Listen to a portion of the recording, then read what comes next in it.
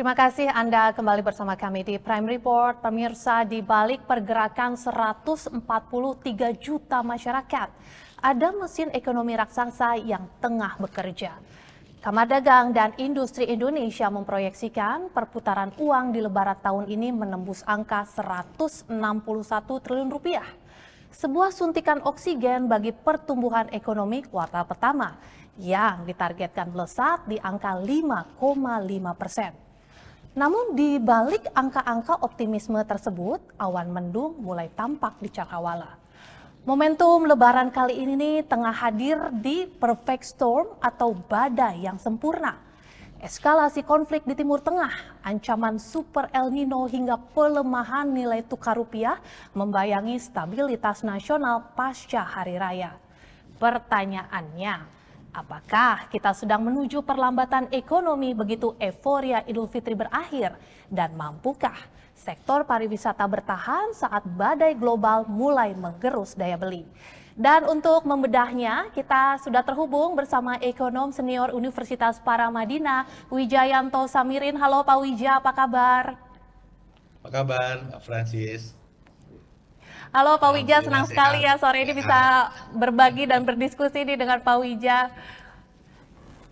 Iya, Ini kita silakan. sudah melewati momentum Lebaran tentunya, banyak evaluasi mungkin dari Pak Wija, apalagi kita momentum Lebaran kali ini hadir justru di tengah perfect storm ini.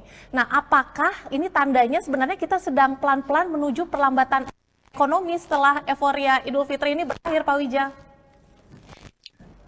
Mbak Francisca, jadi kuartal pertama tahun ini itu adalah kuartal yang unik. Karena ada tiga momentum hadir bersamaan. Yang pertama, Nataru baru saja lewat. Impact ikutannya itu masih dirasakan di kuartal pertama ini. Kemudian pemerintah menggeber spending sejak dari bulan pertama. Yang biasanya numpuk di akhir tahun, ini digeber di bulan pertama. Kemudian Idul Fitri yang tahun lalu jatuh di kuartal kedua, tahun ini jatuh di kuartal satu. Jadi memang pertumbuhan ekonomi kuartal satu ini akan tinggi, relatif tinggi untuk situasi Indonesia. Saya yakin 5,5% target pemerintah itu akan tercapai. Nah, memang pertanyaan selanjutnya seperti yang tadi sudah Mbak Francisca sampaikan, apakah kuartal kedua, kuartal ketiga itu pertumbuhannya kemudian akan susut. Nah, karena ada dua faktor seasonal besar yang hilang, eh, akan sangat mungkin kuartal kedua itu pertumbuhannya turun. Tahun lalu Lebaran itu jatuh di kuartal kedua, tahun ini jatuh di kuartal pertama. Belum lagi kalau kita lihat, memang ada tren bahwa bahwa masyarakat kita itu makin hati-hati dalam mengeluarkan spending. Bisa jadi karena daya beli, yang kedua bisa jadi karena masyarakat itu rasional, Mbak Francisca, dalam mengeluarkan belanja. Data BI misalnya yang terbaru ya, Februari tahun ini itu menunjukkan bahwa masyarakat kita itu rata-rata mengkonsumsi hanya 71% pendapatannya. Kemudian sekitar 12% untuk membayar cicilan, 17% untuk ditabung. Nah, yang menarik menurut BI, jumlah proporsi yang ditabung itu paling tinggi sejak COVID. Proporsi yang digunakan untuk membayar cicilan itu paling rendah sejak COVID. Demikian pula proporsi yang dikonsumsi. Jadi masyarakat itu ada situasi psikologis di mana mereka harus bersiap menghadapi jika ke depan pendapatan mereka tidak stabil, sehingga menghemat pengeluaran. Nah, kalau ini terjadi, maka kuartal kedua nanti spending konsumsi rumah tangga akan sedikit melambat, padahal konsumsi rumah tangga itu mewakili hampir 60% PDB kita. Belum lagi kalau kita berbicara masalah inflasi yang Februari kemarin year on year itu 4,76%, hampir 5%. Ini relatif tinggi. Ini menggerus daya beli. Belum lagi kita masukkan faktor dinamika di Teluk yang membuat nilai tukar tidak stabil, yang membuat suku bunga meningkat, yang membuat harga BBM berpotensi naik, pemerintah harus mengeluarkan subsidi lebih untuk menahan supaya tidak melejit yang berdampak pada inflasi. Faktor-faktor ini tentunya akan berdampak pada pertumbuhan ekonomi kuartal kedua, ketiga, bahkan keempat. Apalagi tadi Mbak Francisca sudah menyinggung isu El Nino. Karena El Nino ini seperti yang dikatakan BMKG, tahun ini akan relatif berat. Tentunya ini akan menekan pendapatan petani, padahal petani itu mewakili cukup besar proporsi tenaga kerja kita. Jadi itu yang bisa saya sampaikan terkait kuartal kedua, ketiga, dan seterusnya, Mbak Francisca. Ya, kalau misalnya kita melihat memang ada sebuah paradoks gitu ya Pak Wija, karena kan sebenarnya di tengah keadaan atau kondisi geopolitik yang sebenarnya masih memanas begitu, tapi tampaknya Lebaran ini masih cukup menjadi pendorong ekonomi domestik seperti itu. Dan ini bahkan sebuah pendorong ekonomi yang cukup unik. Karena kalau kita melihat sudah banyak optimisme, bahkan data Kadin memproyeksikan ada perputaran uang yang cukup besar di sini 161 triliun rupiah, bahkan konsumsi rumah tangga juga melonjak disinyalir hingga 15 hingga 20%. Ini sebenarnya bisa cukup kuat nggak sih untuk menjadi tameng ekonomi sebenarnya? Ya, apapun itu, Lebaran itu merupakan momentum penting ya. Karena Lebaran plus Nataru, itu keduanya kalau dikomban, itu mewakili kira-kira 30 hingga 40% belanja retail masyarakat kita. Jadi memang ini momentum masyarakat melakukan belanja, melakukan spending. Terkait dengan data Kadin bisa jadi benar. Tapi ada beberapa versi data yang lain yang mengamati ya jumlah orang mudik kemarin itu mengalami penurunan antara 2 hingga 5% dari sisi jumlah pemudik. Padahal tahun lalu sudah turun 24%. Nah, kalau kita lihat belanja masyarakat, kalau kita lihat tadi masyarakat lebih banyak menabung, lebih banyak mengurangi cicilan, mengurangi konsumsi, bisa jadi spending tahun ini justru lebih rendah daripada spending tahun lalu. Apalagi kita masukkan faktor inflasi. Karena kalau kita berbicara masalah PDB itu dampaknya kan bukan nilai nominal rupiah yang di-spending, tapi nilai real uang yang di-spending, artinya kita memasukkan faktor inflasi. Jadi perkiraan saya spending Lebaran tahun ini lebih rendah atau sama dengan Lebaran tahun lalu, tetapi apapun itu, ini merupakan dorongan yang luar biasa bagi pertumbuhan ekonomi kita. Berarti apakah ini artinya bahwa pemerataan atau perputaran ekonomi ini sebenarnya hanya terkonsentrasi di wilayah-wilayah tertentu begitu, tidak ada lagi mesin pemerataan? Karena kan mengingat sebenarnya wisata ini menjadi salah satu kuda hitam begitu saat Lebaran 2026 ini yang diharapkan bisa menjadi salah satu kuda hitam untuk mendongkrak PDB. Nah, apakah ini artinya pemerataan ekonomi ini akan kurang atau tidak akan berlangsung seperti itu? Ya, Mbak Francisca, salah satu hal menarik dan sangat penting dari event mudik itu adalah distribusi wealth, distribusi dana dari Jakarta, dari kota besar ke daerah-daerah. Nah, ini sangat positif untuk mengurangi ketimpangan, juga untuk menghidupi ekonomi lokal di daerah-daerah. Jadi ini positif dari aspek itu. Nah, tentang pariwisata sendiri, memang kalau kita lihat pariwisata itu juga merupakan sektor yang panen gitu ya. Selama mudik Lebaran, pariwisata termasuk hotel, transportasi. Tapi saya kebetulan mudik ke Jogja dan keluarga kami itu bisnis hotel. Dan data perhotelan di Yogyakarta memang okupansi rate-nya mengalami penurunan dibanding tahun yang lalu. Padahal Jogja merupakan destinasi utama wisatawan dalam momen Lebaran ini. Semoga penurunan di Jogja tidak terjadi di banyak daerah yang lain. Tetapi kemungkinan besar karena Jogja ini merupakan parameter, hal yang sama juga terjadi di banyak daerah. Jadi memang ini opportunity, tetapi di balik opportunity itu kita juga harus mengantisipasi adanya potensi penurunan daya beli. Sehingga terkait pariwisata ini, situasi pasca Lebaran ini nanti menjadi perjuangan, perlu kreativitas supaya sektor pariwisata ini tetap bertumbuh. Apalagi kuartal kedua nanti, Juni, Juli, itu masyarakat kita akan disibukkan dengan pengeluaran terkait dengan pendidikan karena ini tahun ajaran baru, sehingga bepergian untuk tujuan wisata pasti akan menjadi less priority. Tapi Mbak Francisca, kalau kita lihat kebijakan pemerintah mengantisipasi kenaikan harga BBM, salah satunya dengan work from home, 1 hari dalam seminggu, saya rasa ini merupakan momentum yang luar biasa penting. Jadi, eh, kalau misalnya work from home-nya hari Jumat, ini setiap minggu ada 3 kesempatan, 3 hari berturut-turut, di mana keluarga di Indonesia bisa melakukan kegiatan pariwisata. Nah, dalam konteks ini adalah opportunity bagi sektor pariwisata untuk kembali bisa bangkit. Dan yang paling penting di sini adalah biaya transportasi, Mbak Francisca.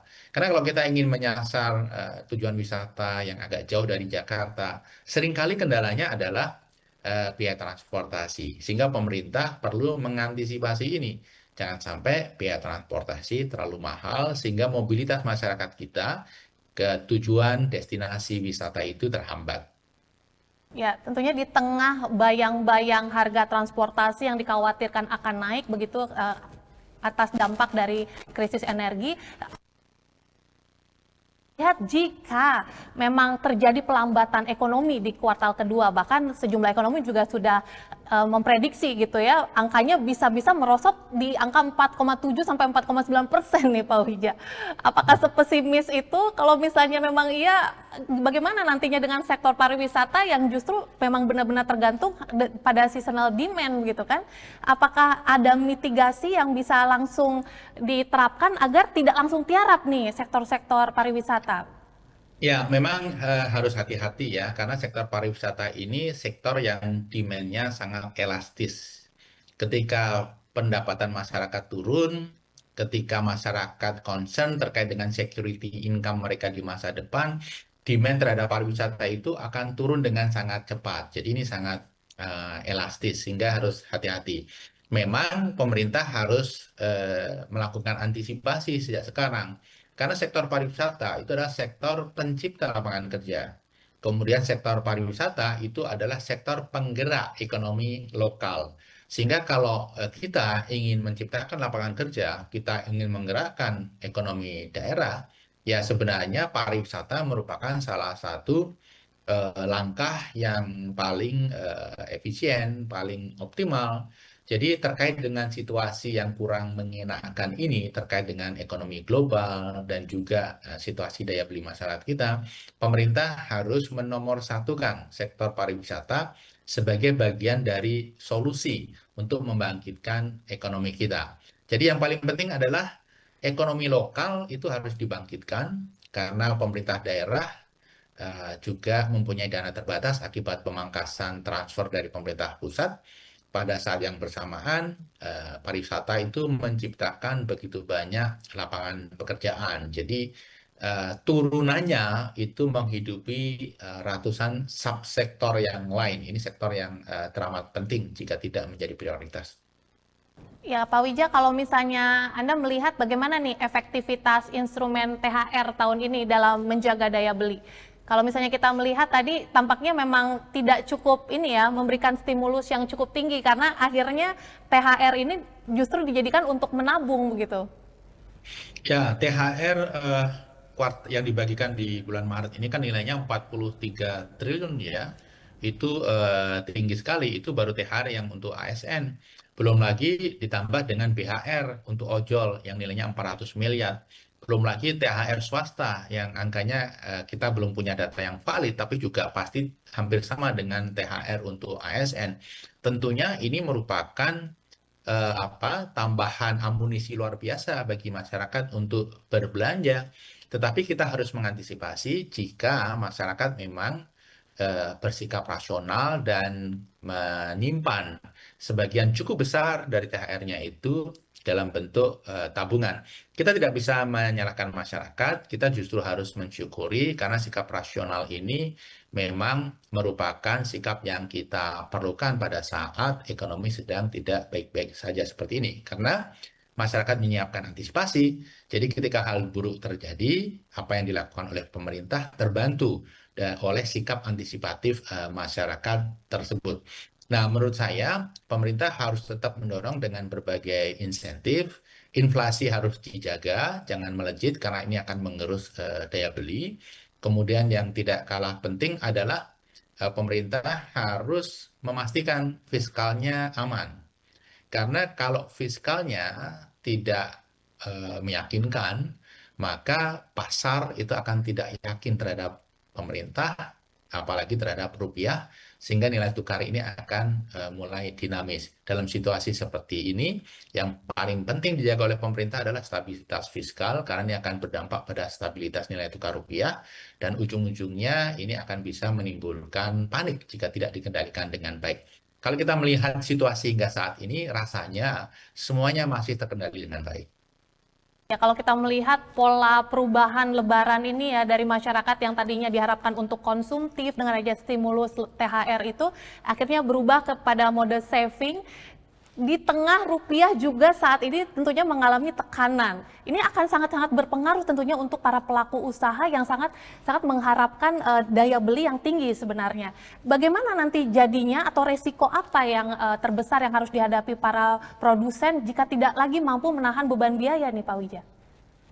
Ya, ketika demand itu turun, maka sudah pasti revenue perusahaan terganggu gitu ya. Jumlah produk yang diproduksi turun sehingga cost per unit produk itu akan meningkat. Belum lagi cost tambahan akibat dinamika seperti saat ini, inflasi tinggi, harga-harga naik, kemudian juga suku bunga tinggi sehingga cost of fund dunia usaha meningkat.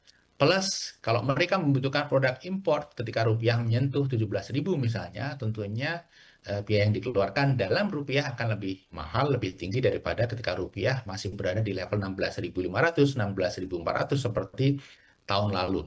Jadi ini adalah faktor-faktor yang memang saat ini cukup membuat dunia usaha risau. Yang saya lihat, dunia usaha pasti akan melakukan berbagai upaya efisiensi dan ini sudah biasa mereka lakukan ketika situasi tidak mengenakan terjadi, apakah itu subprime mortgage crisis, apakah itu COVID-19, apakah itu terkait dengan krisis 98. Jadi dunia usaha sudah terbiasa untuk melakukan adaptasi seperti ini. Tapi apapun itu, pemerintah harus terus mendorong supaya dunia usaha bisa beraktivitas dengan baik, khususnya sektor manufacture. Dengan apa? Dengan memastikan sektor manufacture ini mendapatkan kemudahan perizinan, kemudian premanisme yang selama ini menjadi keluhan mereka itu bisa dihilangkan, ketidakpastian regulasi itu bisa dipangkas, dan seterusnya. Ini beberapa poin yang saya bisa share di sini, Mbak Francisca. Ya Pak Wija, kalau kita melihat begitu ke depannya kan sebenarnya masih banyak problematika yang harus kita hadapi seperti itu. Belum lagi ditambah dengan adanya lonjakan kekhawatiran akan lonjakan harga pangan dan produksi pangan ini akibat hantaman super El Nino yang tadi sudah dijabarkan sebelumnya.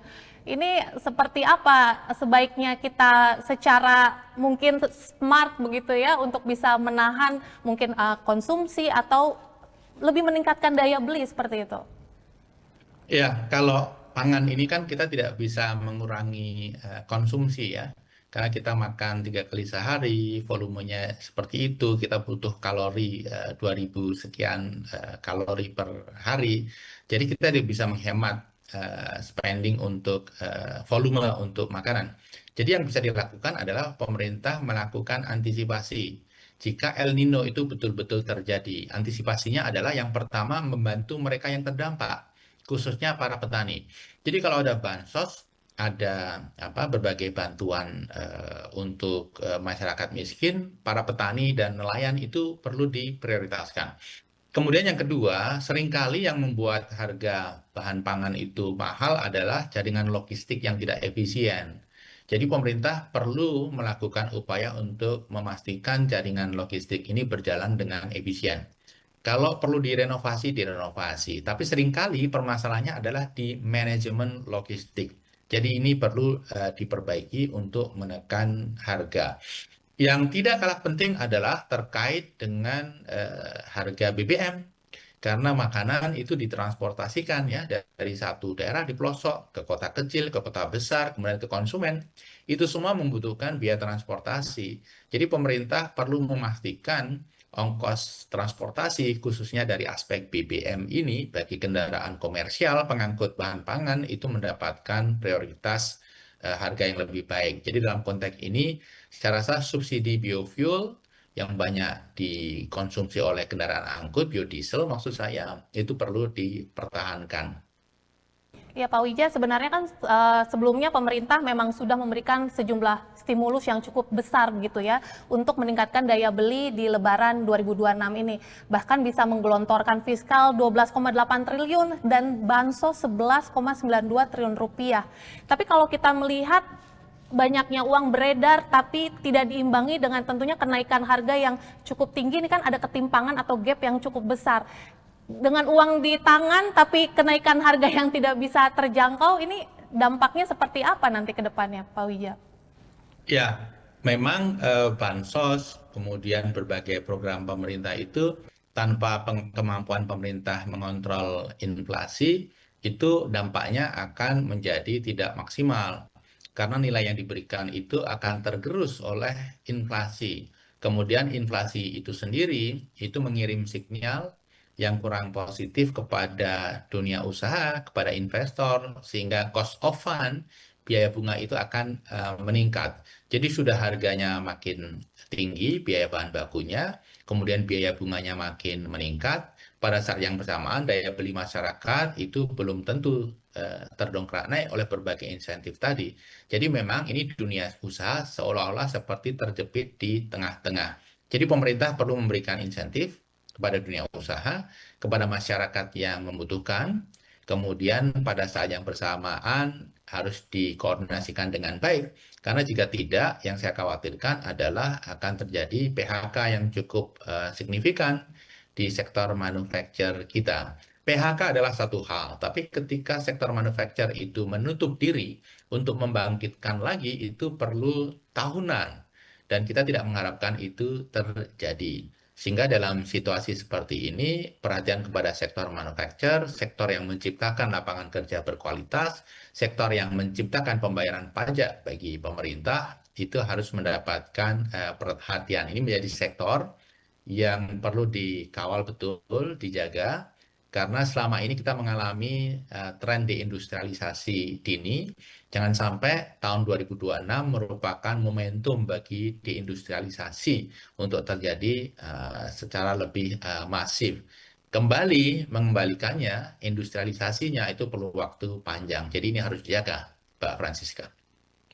Kira-kira apa rekomendasi konkret untuk pemerintah dan Bank Indonesia mungkin guna menjaga psikologi pasar nih Pak Wija, karena agar pasca Lebaran ini kita tidak terjatuh ke dalam resesi konsumsi? Ya, yang paling urgent yang pertama adalah memastikan suplai BBM, suplai energi kita itu tersedia. Jadi dalam beberapa kesempatan ya pagi tadi itu Pak Bahlil kan mengatakan cadangan strategi kita 24 hari. Ya itu cukup baik tetapi 24 hari adalah angka yang rendah kalau kita bandingkan dengan negara tetangga yang lain dan tidak cukup aman. Sehingga perlu ditingkatkan strategic reserve BBM-nya. Kalau ini bisa dijalankan, maka minimal masyarakat itu secara psikologis tenang. Kemudian yang kedua, pemerintah harus betul-betul menjaga, menjalankan disiplin fiskal. Program-program boros itu harus dipangkas. Karena ini mengirim sinyal yang positif kepada dunia luar bahwa pemerintah disiplin fiskal, sehingga mereka confidence dengan fiskal kita, mereka confidence untuk membeli surat hutang kita. Karena tahun ini kita harus menjual surat hutang kira-kira 1.800 triliun hingga 1.900 triliun, jumlah yang tidak kecil. Kemudian yang tidak skala penting adalah dipastikan subsidi energi, subsidi BBM itu tetap dijalankan. Minimal dalam beberapa bulan ke depan sambil dilihat dampaknya. Karena ketika ini tidak dijaga, inflasi melejit, daya beli masyarakat akan semakin terpuruk, ekonomi kita akan menghadapi masalah yang tidak sederhana. Kemudian yang terakhir Mbak Francisca, saya melihat Pemda ini mulai kuartal ketiga, empat, bahkan sebagian di kuartal kedua, itu akan mulai kesulitan dana, bahkan untuk membiayai operasionalnya saja. Kalau ini terjadi, maka akan muncul ketidakhappyan di banyak daerah. Bisa berdampak pada dinamika sosial, bahkan jadi dinamika politik. Sehingga pemerintah pusat itu perlu mengantisipasi. Ketika daerah-daerah itu mulai kesulitan dana, pemerintah pusat perlu mengantisipasi apakah dalam bentuk memberikan pinjaman atau tambahan transfer atau apapun. Karena pemerintah daerah ketika mereka kekurangan dana ya mereka tidak punya opsi. Kalau pemerintah pusat kan bisa menaikkan berbagai pajak, cukai. Pemerintah pusat bisa berhutang ke luar negeri, bisa menerbitkan surat hutang. Tapi pemerintah daerah kan hanya bisa menaikkan pajak atau retribusi yang itu sangat terbatas dan seringkali kalau mereka tidak dikontrol, mereka akan menaikkan secara semena-mena sehingga menimbulkan ketidakpuasan massal di masyarakat. Ini terjadi pada saat Kabupaten Pati beberapa waktu yang lalu menaikkan PBB hingga 400%. Ini harus diantisipasi.